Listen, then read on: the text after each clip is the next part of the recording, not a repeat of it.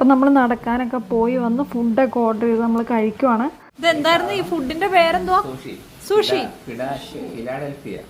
എന്നാ ഇത് എങ്ങനെയാ കഴിക്കണേ? കഴിക്കണത് ഈ കമ്പം പോലെ ഉപയോഗിച്ചാണ് കഴിക്കേണ്ടത്. കഴിക്കാൻ അറിയാവോ? എന്തായാലും ആട്ടെ കഴിക്കാൻ കൊണ്ട്.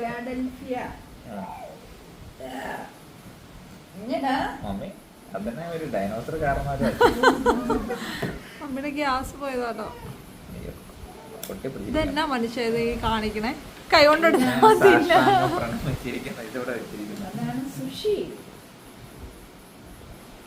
ഇതെങ്ങനെയാ തിന്നണേ? ഇത് സോസ് ഒന്നും വേണ്ടേ?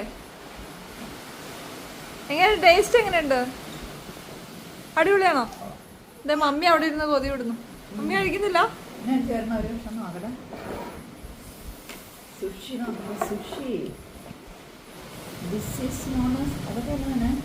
ഞാനും ആ ഗ്യാപ്പി ഒരെണ്ണം കഴിക്കല്ലേ.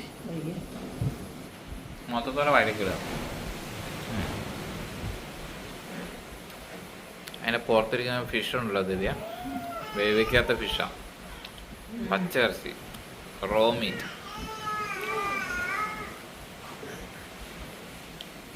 ടേസ്റ്റ് എങ്ങനെയുണ്ട്? ശരിക്കും റോ മീറ്റാ, അത് വേവിക്കാത്ത ഇറച്ചിയാണത്. സൂക്ഷിക്കാത്ത എന്തൊക്കെയുള്ള പറഞ്ഞ് കഷ്ടപ്പെടണ്ട.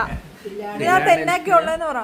ഇതിന്റെ പുറത്തൊരു റൈസ് കോട്ടിംഗ് ഉണ്ട്, അകത്തൊരു ഫിഷ് ഉണ്ട്, അവക്കാഡോ ഉണ്ട്, മയോണീസ് ഉണ്ട്, പുറത്തൊരു ഫിഷ് ഉണ്ട്. ടോപ്പിൽ വെച്ചിരിക്കുന്നത് എന്താന്നുള്ളത് എനിക്ക് മനസ്സിലായില്ല. നല്ല ന്യൂട്രീഷ്യസ് ആയിരിക്കണം, സൂപ്പർ ടേസ്റ്റിയാണ്. ഇതൊക്കെ കഴിച്ചിട്ട് നാളെ വയറിളകി കിടക്കുവോ? അയ്യോ, മമ്മിക്ക് വേണ്ടേ മിസ് സുഷി? മതിയോ?